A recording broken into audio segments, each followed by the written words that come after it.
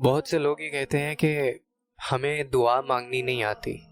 ہم جب نماز پڑھتے ہیں، دعا کرتے ہیں، ہاتھ اٹھاتے ہیں تو ہمیں الفاظ نہیں ملتے ہیں.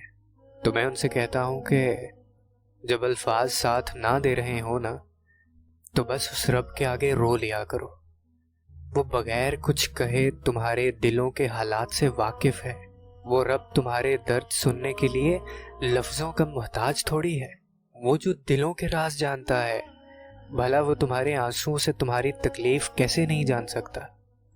وہ تو کہتا ہے کہ میرے در پہ اپنے درد لے کر آؤ، میں تمہارے غموں کا مداوا کروں گا، میں تمہارے دل پہ لگے زخموں پہ مرہم رکھوں گا، میں تمہارے ٹوٹے ہوئے حوصلوں کو پھر سے بلند کروں گا، میں تمہارے شکستہ دل کو مضبوط کر دوں گا.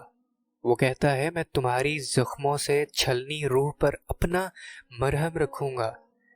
وہ کہتا ہے کہ میں تمہاری ان بے آواز سسکیوں میں چھپے غموں کو بھی جانتا ہوں. وہ کہتا ہے تمہارا میرے سامنے اپنے درد بیان کرنا مجھے بہت بھاتا ہے.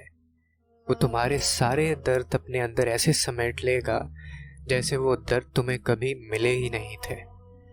اور پھر جب تمہارے پاس اپنے غم، دکھ اور پریشانیاں سنانے کے لیے اللہ ہے، تو پھر دنیاوی سہارے کیوں تلاش کرتے پھرتے ہو؟ دنیا کے غم ہی تم دنیا والوں کو سنا رہے ہو. اور ایک طرف وہ سب جہانوں کا مالک تمہیں اپنی طرف بلا رہا ہے. پھر تمہیں اس جھوٹی دنیا کی کیا ضرورت ہے بھلا؟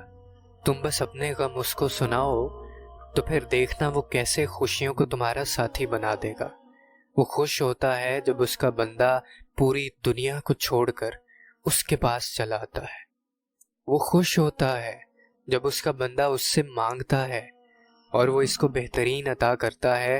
وہ جس نے تمہیں غم کے لمحات دیے ہیں، وہی پھر تمہارے غموں کی دوا بھی تو کرتا ہے.